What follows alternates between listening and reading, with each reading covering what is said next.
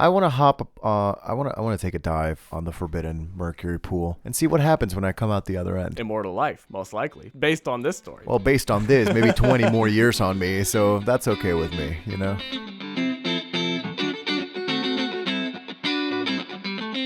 Ladies and gentlemen, welcome to Unbelievable. I am the man who would be king had he not drunkenly spilled his massive plots at dinner, joined here by... Here for one night and one night only, weighing pounds. It's Luis Mejia. He knows the number, he just doesn't want to say. And he is, in fact, here for at least one night because my boy Luis has come to visit me once again. And so you guys know what that means.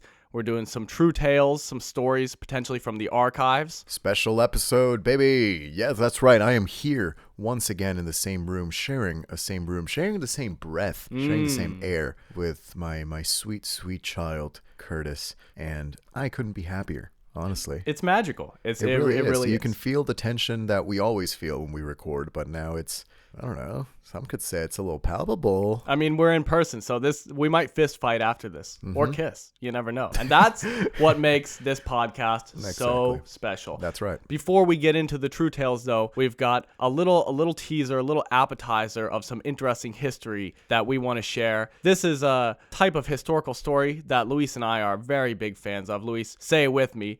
Big dominoes. Little domino. We didn't plan this ahead of time, but I give us a 7 out of 10 for execution. Yeah, no, that's listen, I think we were giving it enough attitude for the people listening to really care. Yeah, we got an A for effort. We'll do better with our content because we have some wild chain reactions of history that started with something small or something unexpected and ended up with something completely different, where we go from one little domino to a very alternative big domino. So without further ado, Luis, do you have a big domino, little domino effect for me? I do indeed, Kurt, and it's my pleasure to be sharing it with you today in this very, very special episode. Now, Kurt, as you may know, I am a big fan of Star Wars, okay? I like Star Wars. This is true. I grew up liking Star Wars, and so anyway, this story is about Star Trek. For a while, there was a period of my life when I was watching a lot of Star Trek, and I was watching, funny enough, a lot of Star Trek Voyager. I don't know if you've seen Star Trek Voyager, Kurt. I know very little about Star Trek, so you can just treat me like a blank slate. Okay, sounds good. So there are a lot of different Star Trek series. Right. I'm gonna call it that way, right? We've got a long-running show. That's right. We've got the original one with William Shatner. We've got the Next Generation that has Patrick Stewart as the captain. So you've got all these different episodes, or I guess it's these different series, where each different series follows a different ship with a different crew, different captain, etc. Now, sometime in the late 90s, early 2000s, we had Star Trek Voyager, which was a Star Trek series that broke ground because it was the very first one to feature a female captain. Okay. How deep into the series was this? That seems like it would happen just on accident at some point. Or I guess it's a really old show. So I mean, it's a show that started, in the 60s? So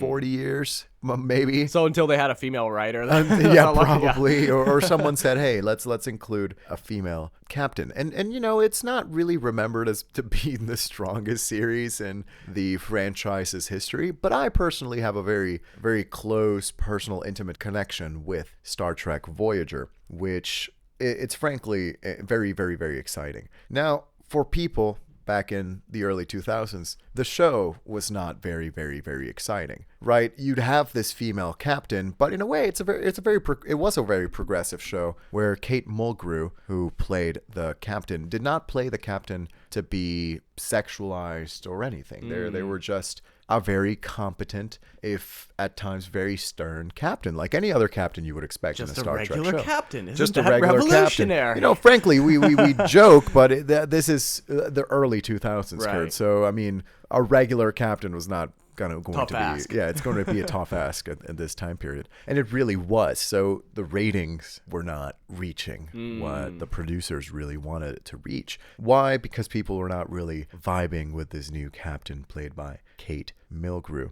Now here's the thing. In 2004, the producers decided to add a little spice to the show, okay? So they decided to add a little spice to the show by bringing in actress Jerry Ryan. Now, Kurt, do you know anything about Jerry Ryan? I do not. Blank slate again. Yeah, so Jerry Ryan is a relatively well-known actress, or at least was a well-known actress back in the day. But what she is well known for is for being a bit of a sex icon, right? So a public icon. She's a really Not a regular captain.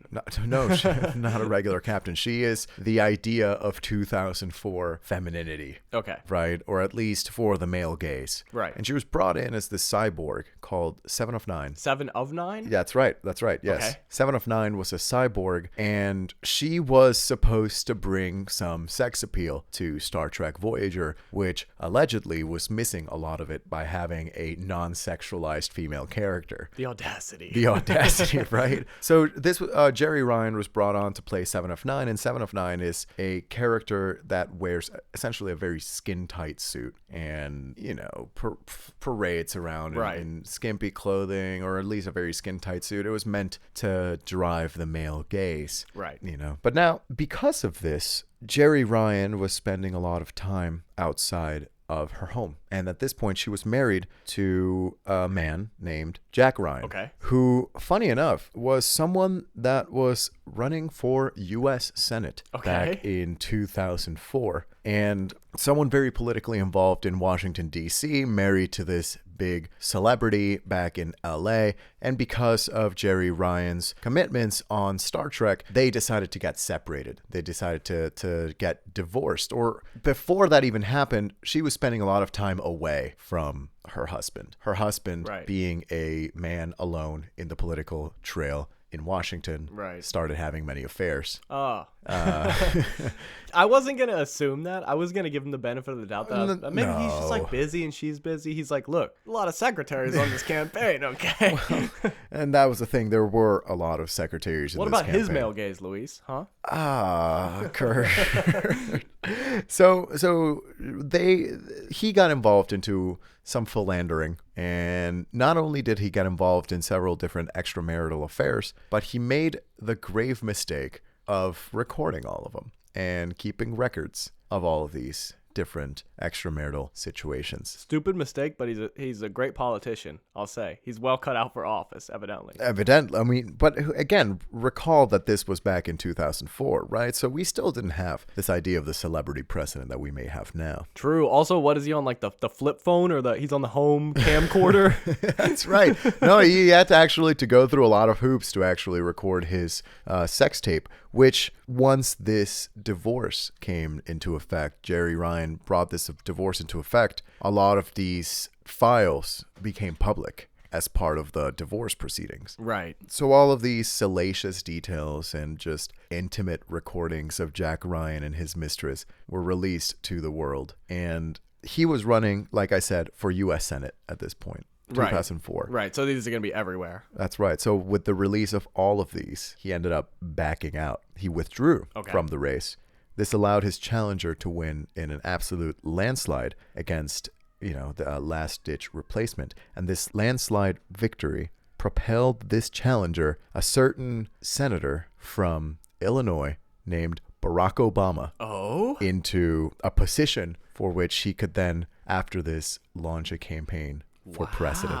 So it was because Star Trek Voyager was not sexualizing their female actors enough, or they started sexualizing their female actors, that Barack Obama got his start as senator, eventually becoming president. So we can say low ratings on Star Trek Little Domino led to an 8-year presidency from Barack Obama. Wow. That feels just like so perfectly American. It's like Hollywood was in here a little bit. A lot of money was the motivation here. Yeah. We rolled over women on the way. Someone got elected. Classic American move. Yeah, that's like on paper, just a classic American story. Yeah, I'm saluting. But really. yeah, I did not see that coming at all. I was completely in the dark until we got to Mr. Domino, Barack Obama. The Domino himself.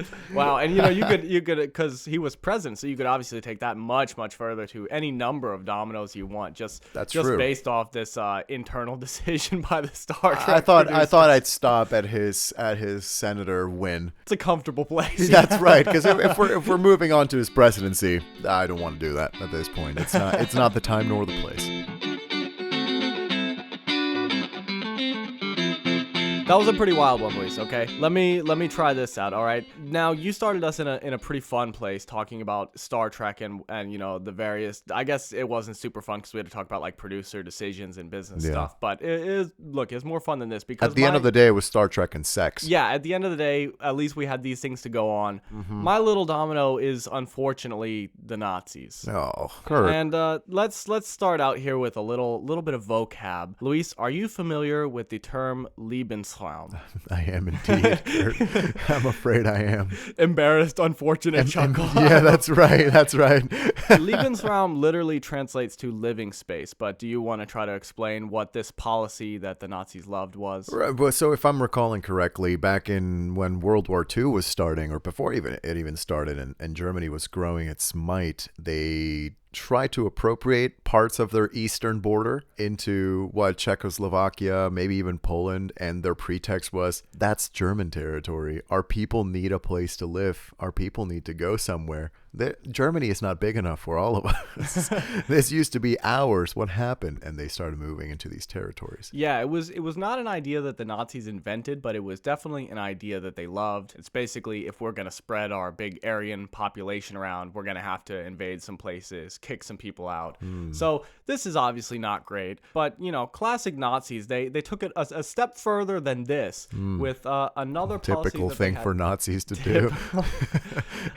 There was another policy that they had called Lebensborn. Have you heard of this before? I have not. No, Kurt. Lebensborn translates to fount of life, and it actually also was the name of a state-supported Nazi organization that wanted to increase the number of quote-unquote viable Aryan children, basically children that either were Aryan or could pass for Aryan, which is like a Nazi gray line stuff. because I don't think there's really a classification anyway. Jeez. Yeah. So one way to do this would be to show up in countries like Norway or Sweden and round up all the children that you determine are Aryan, so basically all the white, blonde hair, blue-eyed children, and then say like, okay, you're Aryan now, and then send them to Germany to be given to an SS family, or sometimes just put in the German foster care system. Another way to do this would be to find women who you're again deeming quote-unquote Aryan enough, and then force them to have children with German soldiers, and thereby you're hypothetically populating more Aryan people. Yikes. It's really almost impressive that like the Nazis did so many terrible things that this is particularly terrible, and it's just like on the back burner compared to all the other stuff they did. Not that it's anything an achievement to be proud of, but wow, yeah, they Kurt, really did a lot of evil. Yeah, you absolutely do not have to hand it to the Nazis. Ladies and gentlemen, after much reconsideration, you in fact do not have to hand it to the Nazis. So one of these instances in which a German soldier had children with a woman in Norway resulted in the birth of a woman named Annie Fried Linkstadt. Annie was born actually towards the end of the war, and after the war, her father returned to Germany. So she basically grew up with her mother and grandmother. In 1947, Annie and her grandmother moved to Sweden, and as Annie grew up, she became very interested in music. In fact, she got her first job as a singer in a dance band at age 13. Right. And she continued to do well in music, singing. At age 22, she won the Swedish National Talent Competition, and this actually included a recording contract, and they broadcasted her performance on TV, so she, after this, became known throughout Sweden. If Kids Bop would have been around at this time, Kurt, the money they've made. Oh, well, just wait till you see where she's headed, because Annie's career continued rising until she met a producer named Benny Anderson. And Benny further introduced her to his friends Bjorn and Agnetha, who were musicians. Bjorn and Agnetha were married, and when Benny and Annie started a relationship, it just seemed like a good idea that the four of them could get together and start a band. So they combined their names together, Annie, Benny, Bjorn, and Agnetha, and came up with the band name ABBA. And I think you're seeing where I'm at this point, Luis. So the rest is history here. We all know all the amazing things ABBA has brought to our life. But just remember, and I do truly hate to say this, but there would be no Mamma Mia without Mein Kampf. Hey, and that's something to think about. And that's something we all have to live with. Yeah, and whenever we look back at the world, we look back at everything that's gone bad in our lives. Just remember, Mein Kampf led to ABBA. So thank you. Thank you, So Kurt. do what you will with that information. Exactly. So good luck out there.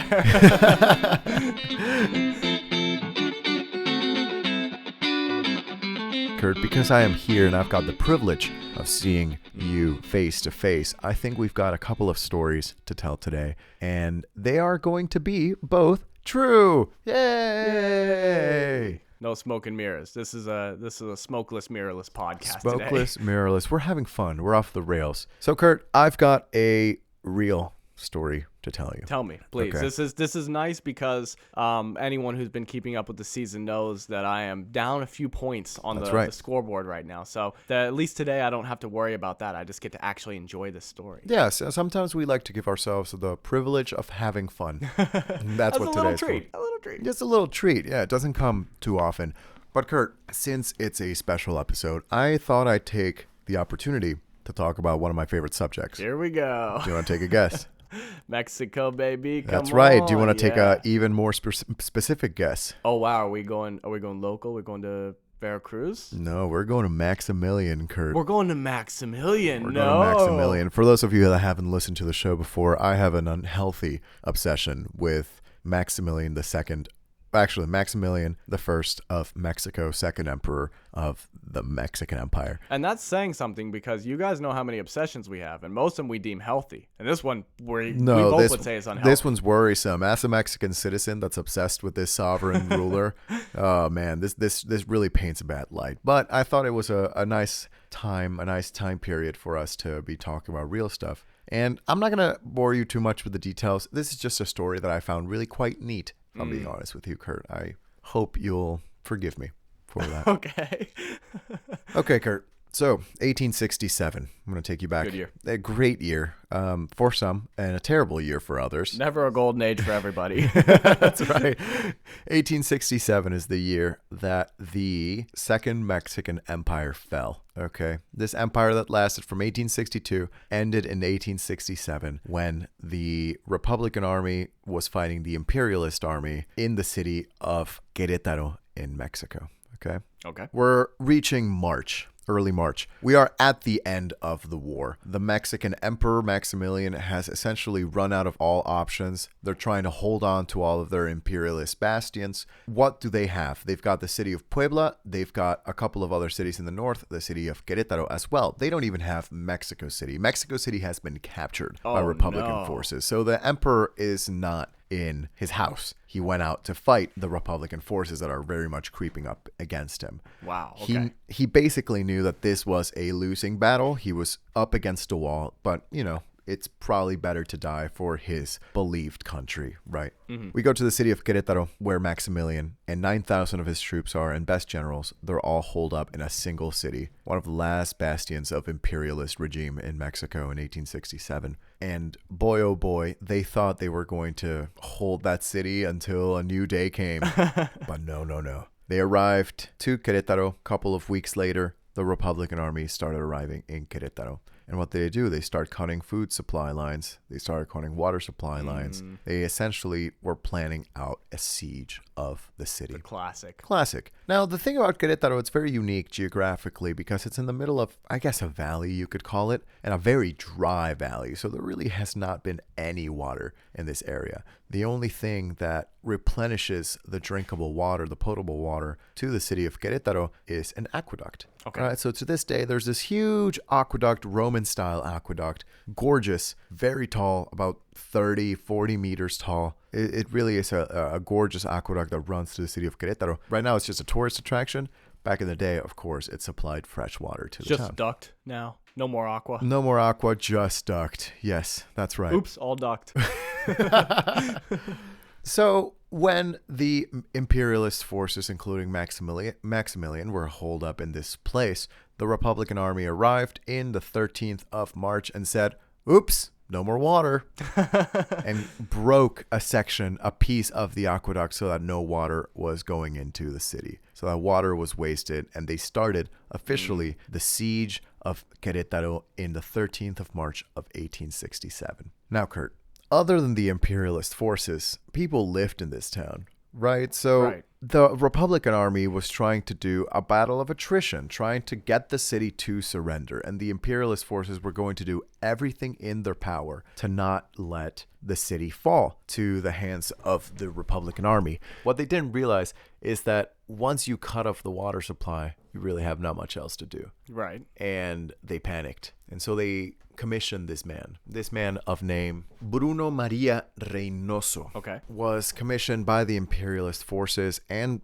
honestly his neighbors to try to get some water for the city. It's a noble cause. It's a noble cause. At the end of the day, you're in a siege city. You want to live, even if you're not involved in the conflict, even more so, right? Right. So what did this man end up doing? In the cover of night, he would sneak up into the broken aqueduct, carrying about 3 or 4, maybe a handful of agave leaves on his back. Okay. Now, you've probably seen an agave. When it's fully grown, the leaves are huge, probably a hand or 2 wide, right? Yeah. So he took a bunch of these. He would go up to the aqueduct and set the agave leaves in between the broken pieces of the aqueduct to let the water flow freely. Temporary repair in the most Mexican way possible. Exactly. So with this temporary repair, the citizens of Querétaro were able to get very little water, maybe just a couple of drops, but they were going to be able to get water. So every single night, this man, under the cover of darkness, would climb up the aqueduct, put his agave leaves on there, let the water through for several hours, grab his leaves again, go back down, and go home like nothing happened. He kept this up, Kurt, for 45 days. Wow. 45 days, nearly 50. He would go on there every single night, climb up under the cover of darkness, and let water into the city of Querétaro. Now, consider, at this time, the crime for treason was torture and death. Not just death, torture first. Yeah, torture first and then death. So this man was risking his life every single night just for a couple of drops of water. And because of this, the city was able to survive a siege for about 75 days. Wow. So for a month and a half, basically, they were able to last a siege with technically no water and no food. Right. Until the 15th of May, the Republican forces came in and took the city, killed Maximilian, and, life continued. It didn't end up mattering. It didn't. Well, not really, but maybe the citizens of Querétaro were able to live another day and finally see the sunlight rise again from a new independent country yet again. That's true. It did definitely save a lot of lives. I feel like they must have had terrible security on that aqueduct. What were they doing? Because it was only broken in one place. That's the Right. only place you got to watch, right? And this bad boy is like tall too. Like he was climbing up with ropes and ladders. Yeah, no, I'm sure he could easily be seen. I don't know. He just was a stealthy lad, I guess. That's or right. something. That's right. So, there's Mexican heroism everywhere you see. But this is curious. Well, what's curious about these types of events, Kurt, is that at the end of the day, this was a civil war. There were some people that were on the side of the imperialists, some people on the side of the Republicans, but the great majority of the people that fought in this battle were Mexicans, Kurt. Right. And they wanted the best for their country. So you had this person risking their lives for what they thought was right. And in this case, what they thought was right was just a little bit of water. That's a little drop of water. Just a drop of water, please. And that's how he ended up not saving the city of Querétaro, but saving them about a month and a half. And I think that's lovely. To be fair, it sounds like it was like a little drop of water for everybody. Like everybody gets a couple drops. Yeah. Or technically, it's cumulatively more than that. Listen, they Either got way. water. They got. You're asking for too much, Kurt. They received water. So be it. So be it. So be it. And so they never repaired the aqueduct after that? Is it still broken?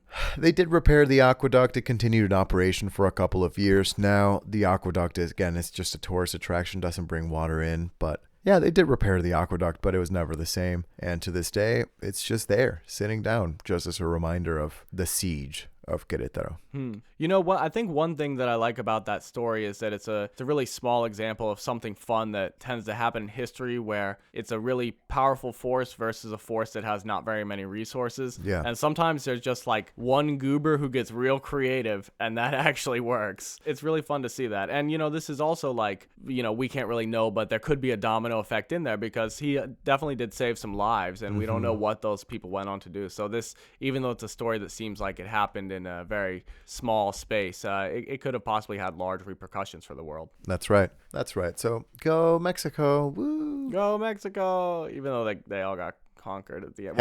Hey, Well, hey. what is your perspective on this conflict? Because is it good that they lost ultimately, or No, it is good that the I don't know who to root imperialists for lost. here, and I don't want to have to stop the No, podcast. we're not rooting for the imperialist army, Kurt. So as much as I love Maximilian, I don't think an empire was right for the country. So we're glad the Republicans ended up winning that siege, but this is just a tale of someone maybe not on either side, but just trying to survive and doing everything they can to try to survive in these dire circumstances. That's true. We're just interested in the goobers with weird ideas here on this podcast. That's right. Amen.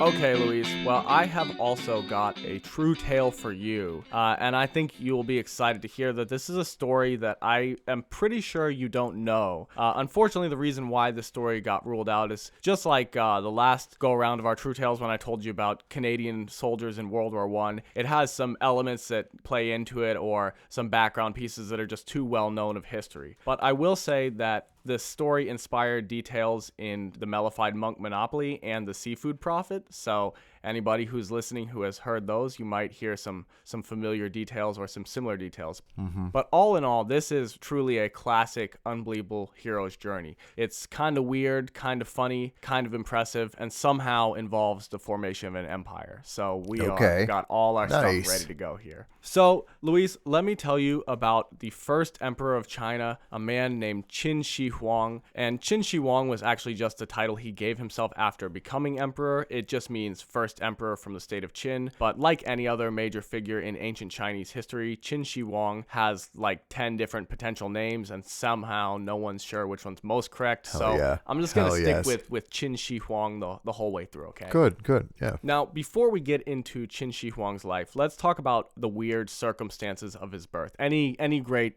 future god emperor needs a weird circumstance. Obviously, they can't just come into the world naturally. So his father was named Prince Yirun. He was a prince of the state of Qin, but he was a political hostage in the state of Zhao. And we're talking about different states here. This is Warring States period China. So this is around 260 BC. For 300 years in China, 7 rival states that cover most of the territory of what's modern-day China were just in this constant state of war with one another. So it's actually not abnormal that Prince Yirun is currently a political hostage of a different state. This happens to the best of us, honestly. To the best of us. So he's a political hostage of Zhao, and this way Zhao and Qin won't attack each other theoretically because he's there. Now, while being a political hostage, Prince Yirun meets a rich merchant from the state of Wei named WLUW, and Yirun falls in love with one of the concubines of WLUW. WLUW gives permission for them to get married, and the concubine is renamed to Lady Zhao. Now, sometime later, Lady Zhao gave birth to Qin Shi Huang, although obviously he was not called that at the time. Some accounts suggest that WLUW may have actually been the father of Qin Shi Huang, even claiming that it's possible Lady Zhao was already pregnant when she married the prince.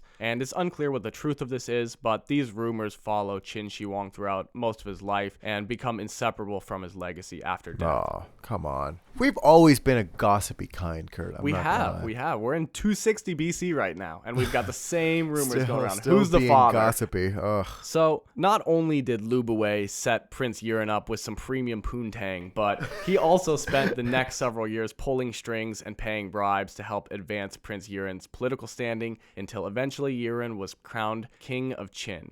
So now WLUW is obviously pretty high up, being like a good friend to this guy. After only 3 years on the throne, Yirun died and was replaced by his, at the time, 13-year-old son, Qin Shi Huang. But because of Qin Shi Huang's age, someone would need to kind of oversee and make the big boy decisions, and this turns out to be the current regent prime minister, who is WLUW. So WLUW is sort of in charge of the kingdom at this point. And this is no small thing, actually, because keep in mind that Qin is still in an active war with 6 other states, so they've got to make some really serious decisions. Now, it seems that perhaps old habits die hard, because at some point WLUW began having an affair with his former concubine, Lady Zhao, or maybe he never stopped. She's actually Queen Mother Zhao now, because now her son is the king. Yeah. But WLUW did at a certain point realize that his affair was pretty risky, because if Qin Shi Huang finds out, obviously he's not going to be happy about that. So he starts avoiding the queen. The queen was really not happy about this, And so to kind of appease things, Lu Buwei agrees to find her a new male companion. He finds a man named Lao Ai. Lao Ai agrees to shave his head and pluck his beard so that he can pretend he's a eunuch. However, it seems he's basically the opposite of a eunuch because there's a rumor that his erection is large enough to spin a carriage wheel on. This seems to potentially be credible because the queen quickly becomes a very big fan of Lao Ai. She gives him a title of nobility and showers him with riches, and they even secretly have 2 sons together. And this is a pretty good deal because as far as anyone other than the queen and Lu Buwei know, this guy is just a eunuch who's hanging out with the queen, so no one suspects anything. So, frankly, Lao Ai might be the luckiest person in all of ancient China, right? Unfortunately, he got a little too greedy or maybe reckless, depending on how you look at it. So Lao Ai had plans to usurp Qin Shi Huang and put one of his secret sons with the queen on the throne. And now, if that wasn't bad enough, in 238 BC, Lao Ai got absolutely slaughtered drunk at dinner and bragged about all of the following. Number 1, he's plowing the queen mother and with his absolute schlongoloid. Nice. Number 2, he's basically Qin Shi Huang's stepfather. And number 3, he's planning to usurp Qin and put one of his sons on the throne. Now, not only does Lao Ai brag about all of this, but he does it while Qin Shi Huang is at the table listening. Wow, that is petty. Or foolish, depending on how you look at it. A little bit of both, maybe. So, predictably, Lao Ai was banished. In a last-ditch effort, Lao Ai rounded up any revolutionary forces he could scrape together and attempted a coup, but Lao Ai's forces were easily defeated by the Qin army. Afterwards, Qin Shi Huang had Lao Ai's soldiers executed. He also executed every member of Lao Ai's family that was related to him by 3 degrees or less, even including the 2 secret sons with the queen mother. The queen mother was placed under house arrest until her death. Lao Ai himself was executed by having each of his limbs tied to a horse and being torn apart. And even Lu Buwei did not avoid any punishment here. He was banished and then some years later committed suicide by drinking poisoned wine. So in pretty quick succession, all of the older guard falls out of the way and Qin Shi Huang takes full control of his kingdom. Okay. And now fully in control, Qin Shi Huang decides to direct his attention towards the war with the other states. In 230 BC, he conquered the state of Han. By 228 BC, he had conquered the state of Zhao, formerly where his father was a political hostage. And after Zhao, the next state geographically in line was the state of Yan. Yan was understandably a little nervous that Qin Shi Huang might be planning to invade them next. So in 227 BC, the Prince of Yan sent 2 emissaries to Qin Shi Huang's palace. These emissaries announced that they've come bearing gifts as a measure of goodwill, and they brought with them a map of Yan and a severed head of a Qin general who they say has deserted his troops. I know, a severed head. I was like, a weird gift. But apparently Qin Shi Huang's happy about this. So Qin Shi Huang's very pleased with the gifts, but then one of the emissaries unrolls the map to reveal a concealed dagger. The emissary grabs the dagger, lunges at Qin Shi Huang, and this is a pretty smart plan because no one in the court was allowed to carry a sword in Qin Shi Huang's presence. So only Qin Shi Huang has a sword of everyone in the courtroom. Qin Shi Huang tries to unsheath the sword, but he's got like butterfingers or something, so he can't pull it out right away. The emissary stabs at Qin Shi Huang but misses. Then Qin Shi Huang finally draws his sword and manages to slash the emissary's leg, and out of desperation the emissary throws a knife at Qin Shi Huang but again misses him. Guards then seize the emissary, and within 5 years Qin Shi Huang had conquered the entire state of Yan. Oof. This actually was not the end of this little assassination plot. Come on. Because after this, there was a man named Gao Jianli who had been a very close friend of this emissary who was executed for his assassination attempt. Apparently, he's still mad about his friend getting executed. Okay. So Gao Jianli decides he's going to finish the job. And oddly enough, he didn't have to come up with any reason to see Qin Shi Huang because Gao Jianli was a famous lute player. So Qin Shi Huang actually summoned him to the palace to play. Wow. Okay. Nice. Even weirder, someone in the palace somehow recognizes him and guesses or figures out that he's planning to assassinate Qin Shi Huang, and they apprehend him before he could get there. Now, Qin Shi Huang respected Gao Jianli's musical talent, so he didn't want to kill him. Instead, he had his eyes put out. Then he allowed him to proceed with the performance. During the performance, apparently Qin enjoyed the music so much that he told him to come closer to him to play. Unbeknownst to him, Gao Jianli's lute was weighted with a slab of lead, and when he got closer, he took a swing at Qin with the lute but missed, probably due to the blindness, and was promptly executed afterwards. Whoa. Well, you know. Yeah. Man, at least he tried. He really he got close. And that's fine by me. Closer than anyone else, arguably. That's right. That's right. Now, assassination attempts aside, things seem to be going pretty well. By 221 BC, Qin Shi Huang had conquered the 3 remaining states of Wei, Qi, and Chu, and only 9 years after beginning his campaign, Qin Shi Huang unified all of China and named himself the first ever emperor. And this is not just the first emperor of China, but arguably the first emperor ever in all of history. Whoa. This is also when he gives himself the name Qin Shi Huang, obviously, first emperor from the state of Qin. So Qin Shi Huang is kind of wielding power that's basically never existed in history before. You might wonder, what does he do with it? Now, before we get to that, please indulge me one last assassination attempt. Please, okay? please. Because in 218 BC, a former Han aristocrat apparently was still mad that Han had been conquered like 10 years ago or whatever. He sold his possessions to build this metal cone that weighed around 160 pounds or 97 kilos, and he hired a strongman to help him carry it up a mountain to a spot overlooking a path where they knew Qin would be traveling. When they saw Qin's caravan, they dropped the cone onto his carriage, crushing it. But unbeknownst to them, Qin traveled with 2 identical royal carriages for this exact reason, and they crushed the doppelganger carriage. So he, again, survived his assassination. That's the most attempt. Looney Tunes assassination ever. Really if I'm is. being honest. That's so Looney Tunes. They just had the Acme cone up there. That's right. Yeah. All right, so we've got all our assassination attempts out of the way. Let's talk about some achievements and actions as emperor. Interestingly, it seems that above all else, Qin Shi Huang was a pragmatist. He really just wanted things to run efficiently and not fall apart. So one thing he did was dissolve the borders of the previous states and instead divided China into 36 units, which were then divided further into subunits. And he also appointed officials based on merit rather than birthright or nobility, also appointing people regardless of what state they had previously been from. All of these ideas were completely unheard of, and even to the point of that his kind of second in command guy was from formerly another state.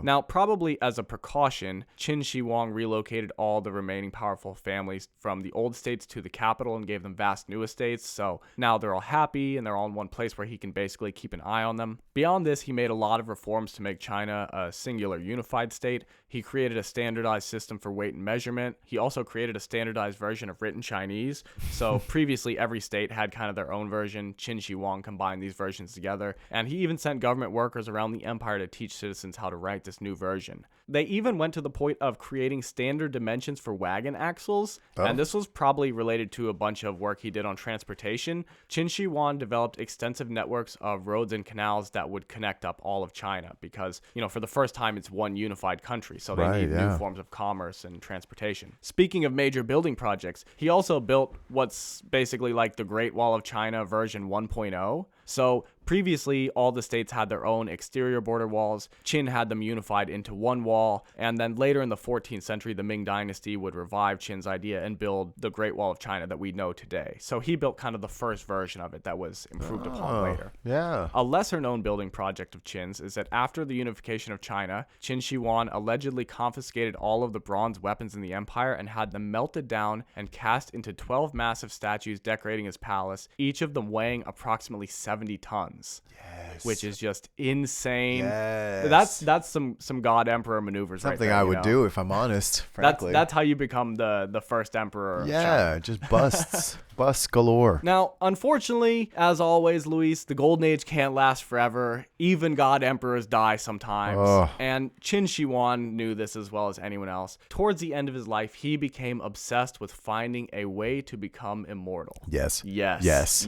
is where we all wanted to go. Come on. He sent executive orders to regional governments around the empire, ordering them to find him, quote, an elixir of life that would make him immortal. Most governments sent back awkward responses, unsure how to tell Qin that they don't really know what they're supposed to do with this. To be fair, one regional government actually replied that there was an herb on a local mountain that they were pretty sure would work, but apparently nothing became of this because there's no more mention after that.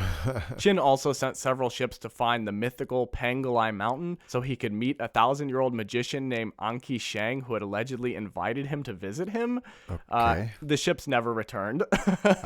Right. Now, with everyone around him failing him, Qin Shi Huang was forced to find his own elixir of life. And he picked what I would say is probably the best possible thing he could have picked. For some reason, he determined that the elixir of life was, in fact, mercury. Oh boy. Oh, come on. So, Yes. Mercury is silver, shiny liquid. It's extremely toxic if you somehow didn't know that already. But just to put it in perspective here, it's dangerous to eat a lot of foods that are high in mercury. It's even worse to consume pure elemental mercury, which is actually what Qin is doing. Even touching it is not recommended for people. Like just having it in your hand, it's still like a slightly dangerous too. Yeah, it's like sparkly liquid asbestos, okay? Like you don't want to play around with mercury. Yeah, right. So accounts say that Qin would drink wine laced with mercury and or take mercury pills. Qin Shi Huang died in 210 BC while traveling in his carriage, and unsurprisingly, evidence implies that he died of mercury poisoning or some related illness. However, Luis, it should be noted that he died at the age of 50, which was double the life expectancy of the time. So I ask you, immortality pioneer? He invented a keto diet is what he did. He was living just a little longer, but just by changing his eating habits. Oh, man. But, okay, well, whether you think he had something figured out or not, either way, the man is dead at this point. And being the legendary emperor he was, Qin Shi Huang, of course, had to be buried in a legendary tomb. The tombs were a big deal for ancient Chinese leaders, so construction on Qin Shi Huang's underground monument had actually started when he was 13. It took approximately 700,000 workers 35 years to complete, and ultimately to protect the burial site, Qin Shi Huang had it disguised as a man-made mountain. Well, disguised as a mountain, but it was a man-made mountain around the tomb. Now, after Qin Shi Huang's death, things actually kind of fell apart pretty quickly, starting with this little maneuver, just a brief summary of some classic ancient shenanigans here. So, Qin Shi Huang died in his carriage while he was traveling, and his royal advisors kind of panicked about what might happen if the news of this got out before they got home. So instead, they decide to do literally a whole weekend at Bernie's routine for the rest of the journey, where they're like changing the emperor's clothes, bringing him messages, taking orders that he's whispering in their ear. They even ordered the carriage behind him to be loaded up with rotting fish so no one can smell him decomposing in the sun. Incredible. Now, when they get back to the capital, the royal advisors decide that they don't really want the eldest prince to become emperor because the royal advisors and the eldest prince are apparently at odds with each other. Yeah. So he's next in line. So instead, what they do is they forge a letter from Qin Shi Huang and send it to the prince and also this other general who they were enemies with. And the letter is a command from Qin Shi Huang telling the prince and the general to kill themselves. This actually works. They do this, and then the royal advisors make the prince's younger brother emperor. So you can see how things got pretty messy, like immediately after this guy died. I love how you say the only way out of this was for them to be executed, which indeed they were. Moving on. Well, no, they weren't executed. They killed themselves based on this forged letter. Right, yeah. Either a self-execution? Sure, yeah, sure. So all this to say, the world moved on pretty quickly without Qin Shi Huang, and it seems that his idea of disguising his tomb as a mountain actually worked pretty well because it went undiscovered until 1974. In 1974, some local farmers noticed a terracotta statue sticking out of the ground at the base of a mountain, and this led to the modern discovery of Qin Shi Huang's burial and the terracotta warriors, which you may recognize this name. So as of today, 4 main pits have been excavated from the site. These pits contain terracotta statues of over 8,000 soldiers, 600 horses, and numerous musicians and performers. And I don't know if you know this, Luis, but the level of detail on these is insane because they're not just random soldiers. They're actually organized in different pits by army type and rank.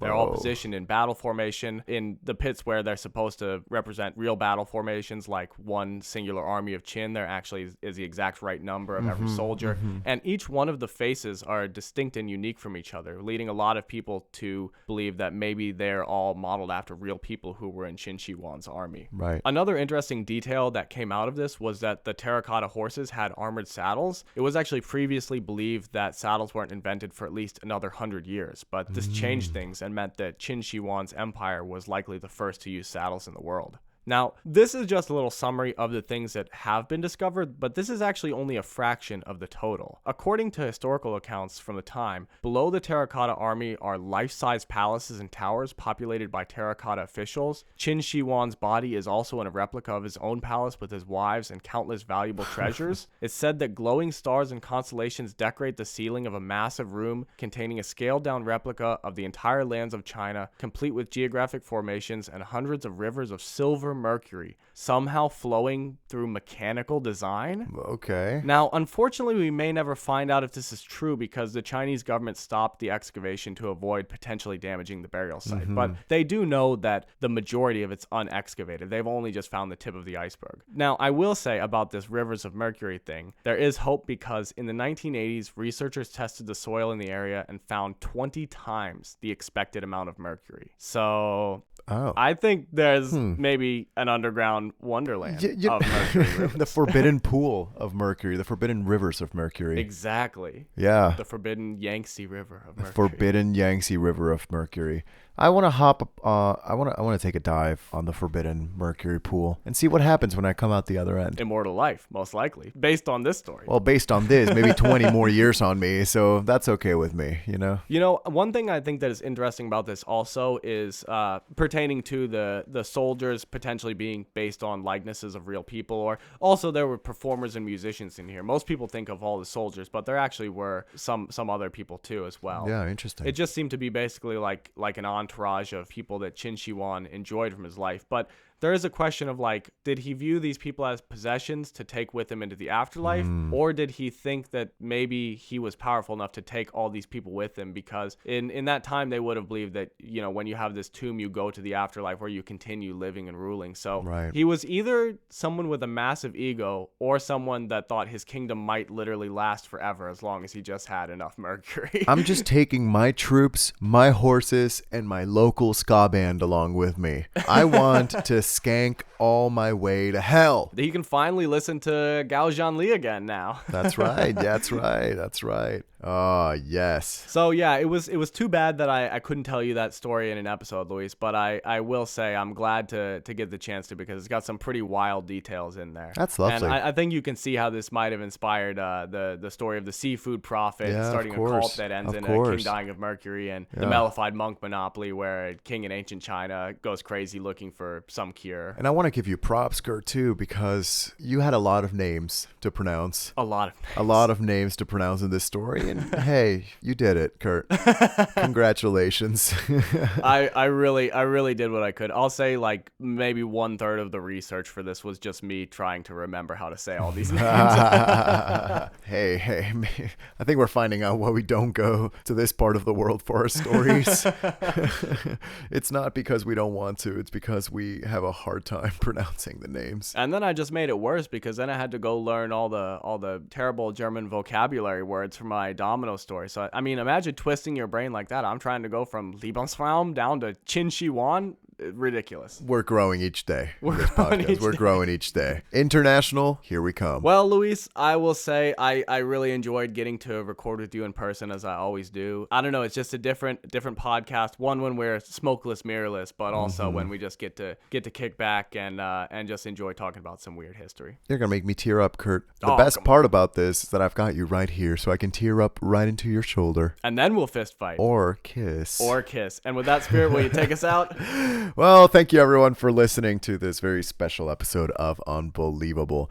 We are Kurt and Luis, together as one. If you like this episode, we've got plenty more of our usual programming, which you can find on every single podcasting platform. You can also listen to us on WLUW 88.7 FM. That's if you're in the Chicago area, every Sunday at 1 p.m.